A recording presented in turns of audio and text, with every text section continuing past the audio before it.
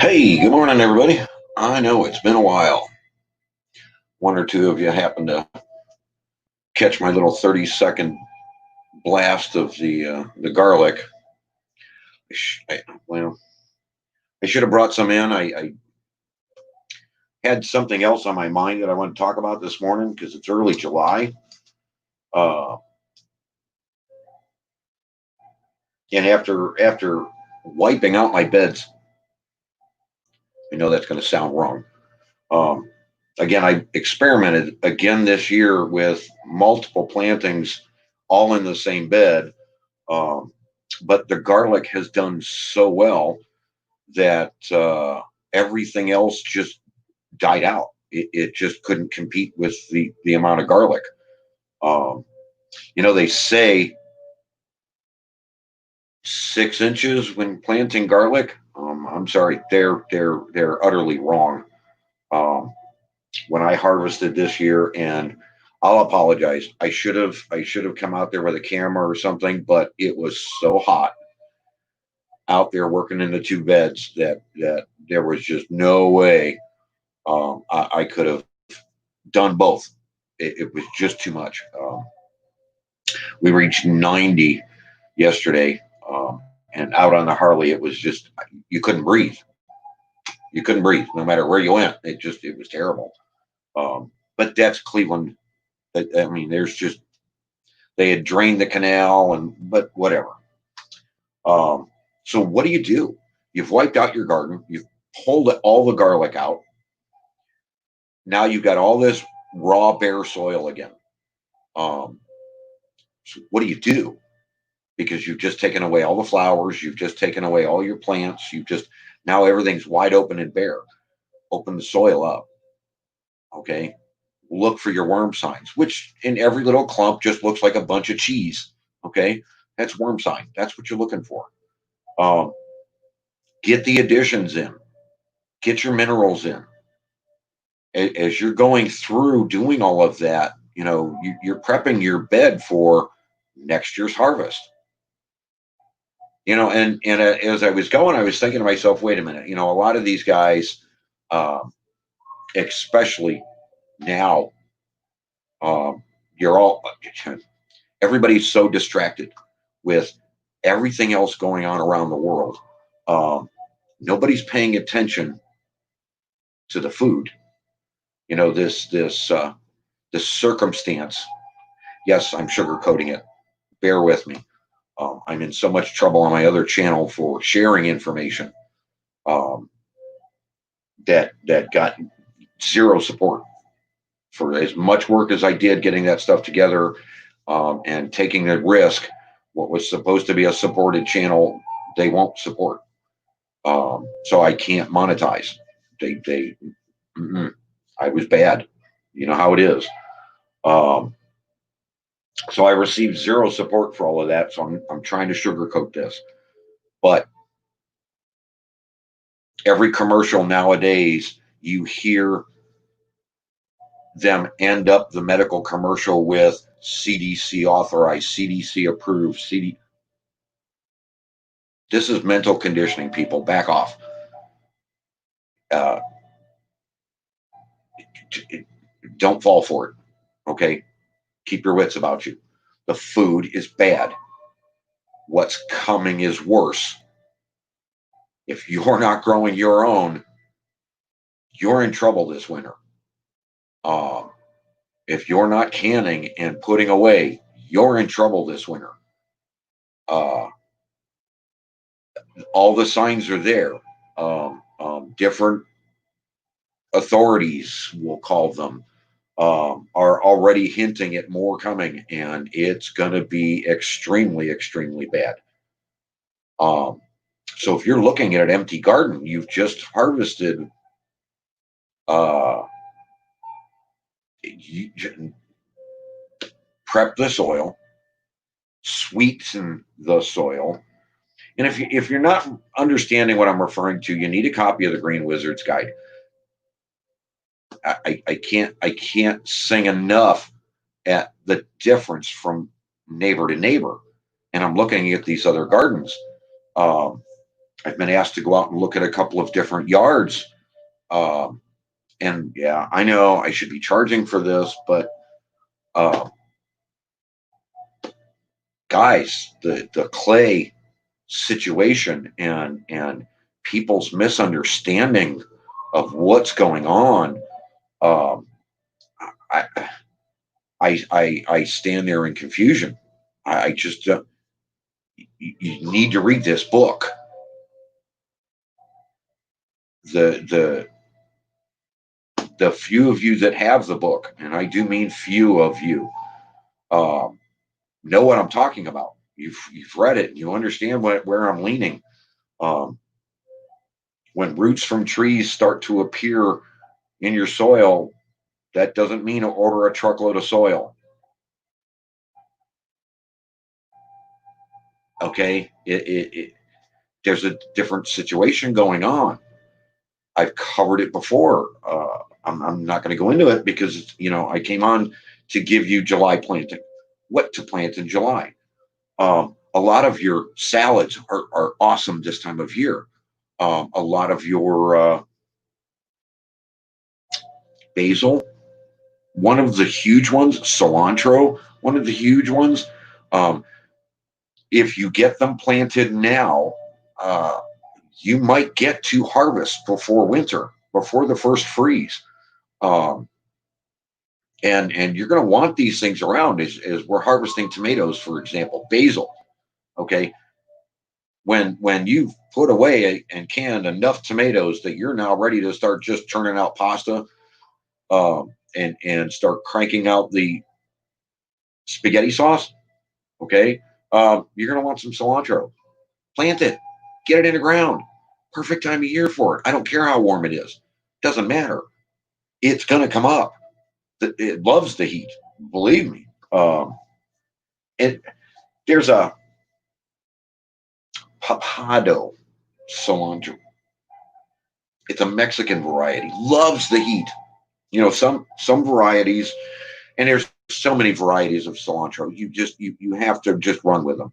But this one, um, up here where we are, it thrives in this amount of heat. When we're pushing 80s and 90s on a regular basis. And I know the first thing a lot of you guys are going to say is, but what about the watering? Your soil is storing the water. I went in and some of my garlic, again, I'm doing a lot of testing. Some of my garlic was deeper than other. I, again, minor pitchfork, cracked the soil and stuff popped right out. And the soil underneath is damp, not a half inch down. It's damp and it's releasing the garlics without a problem. Some of the others that decided they were going to run deeper, or I had feathered it out differently, which is the corm section. And if you don't know garlic, you'll need to look what I'm talking up. Um, and I do believe I had a few videos on garlic already, and I covered it.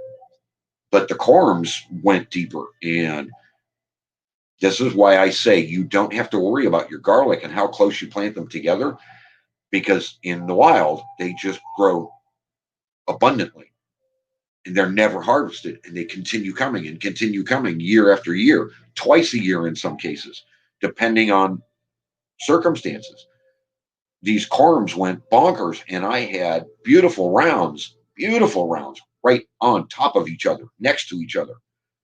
They were growing without major stems and just phenomenal. Garlic is just, when you run all 3 years and then you start producing your elephants, it's just, oh my God. Um, so if you can only get your hands on corms and you're just going to let it run wild to take care of the yard, go for it. Beans, we're talking 45 to 60 days to maturity. Now's the time. Get it in there. And remember, marigolds and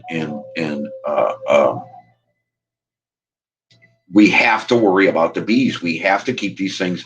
Zinnias, for example, huge one, keeps the soil covered, but it's going to provide all the flowers and for the pollinators. Sunflowers, again, my sunflowers this year suffered badly because of the amount of garlic, but they're coming on. I've got six out of three huge heads of seeds. I've got six plants that came up and are holding their own, and I'm stunned. I can't believe I got any at this point with as many seeds as I put in the ground. Um, Mini watermelons. Believe it or not, you can plant uh, the golden midgets. And okay, we've talked a lot about potting plants and what have you, small sections of your garden. Well, these mini golden midgets are perfect this time of year. Get them started, and they love pots. So have fun with it, but reserve a section of your garden for these things. Um, Shard, Swiss chard, and what have you. Again, watch the temperature variables for the shards. Get them in the ground. You want no bare soil. Now, in the book, I tell you how to cover your soils in a protective way that you don't have to be growing anything and you can just continually plant one plant with, again, the Green Wizard's Guide suggestions. You don't crop rotate.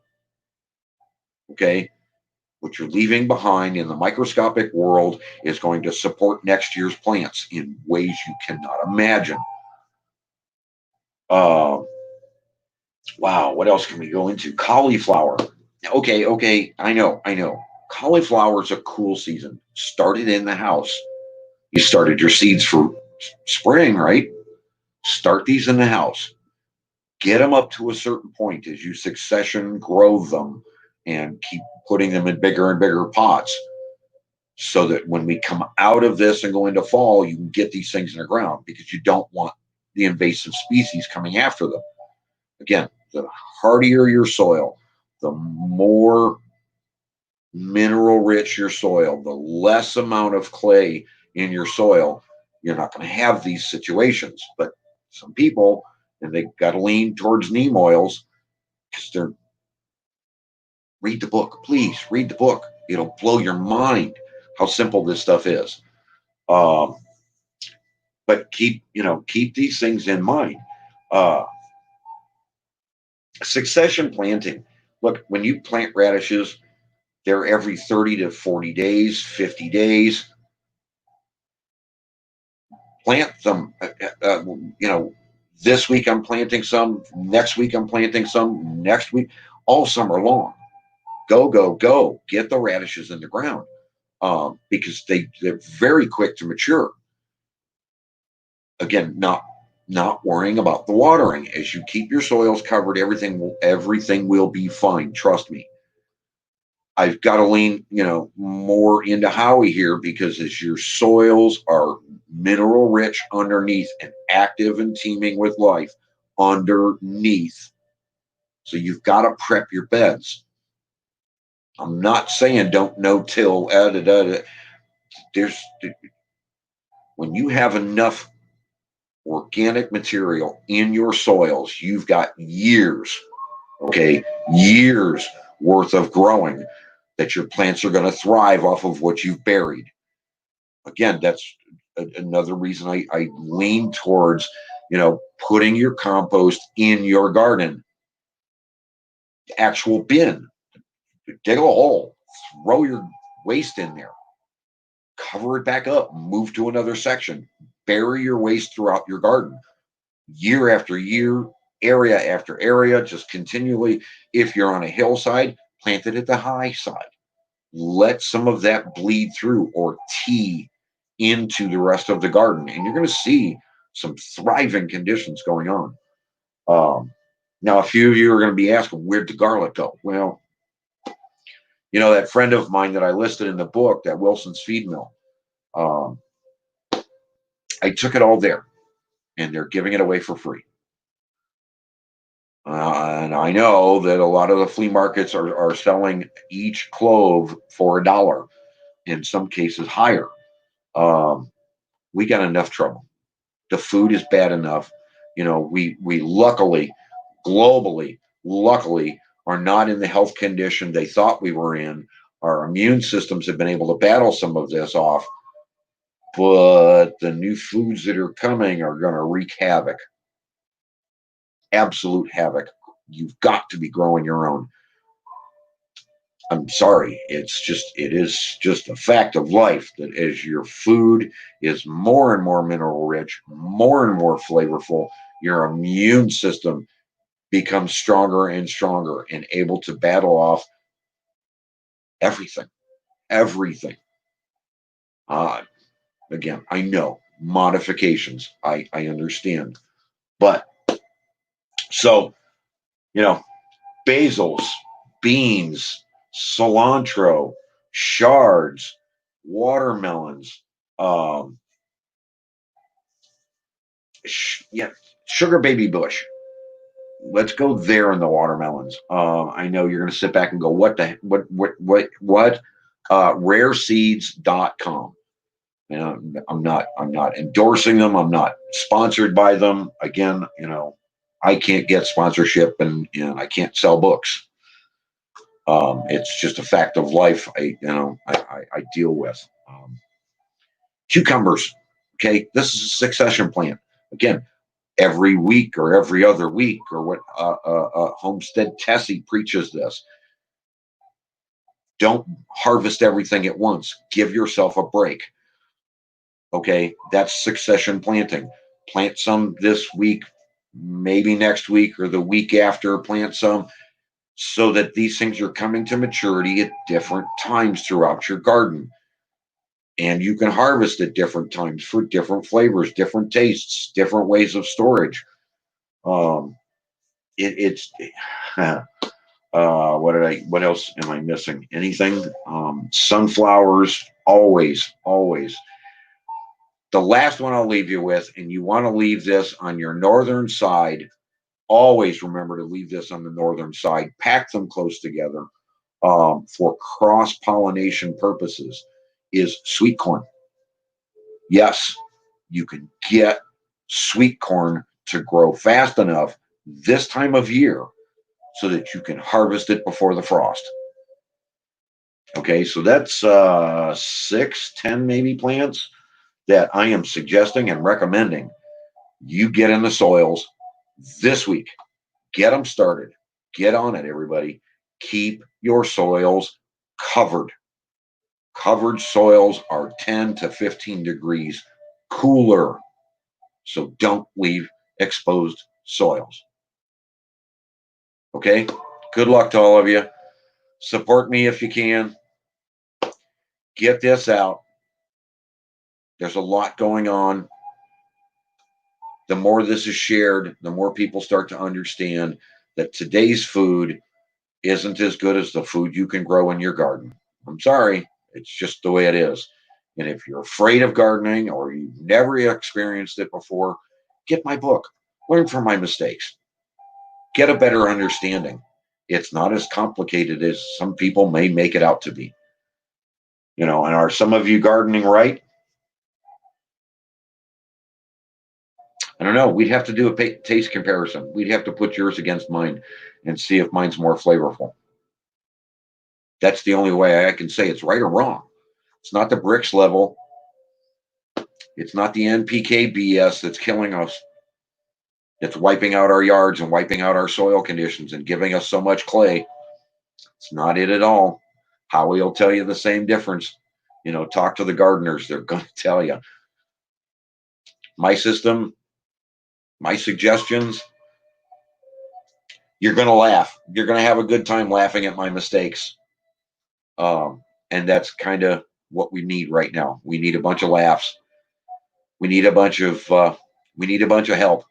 Instead of everybody standing there going, what's in it for me? What's mine for free? We need a whole lot more good Samaritans. And that's where my garlic went. I'm trying to help him out and trying to get rid of some garlic. Oh my God, did I get a lot this year? And they're huge. They're gigantic. And no, I've proven it again. There is no distance from clove to clove. It doesn't matter. The plants will do what they need to do when the soils are right. You're not fighting it. You don't have to take a hatchet or a rototiller or any other major piece of equipment to get garlic out of the ground when it's done right.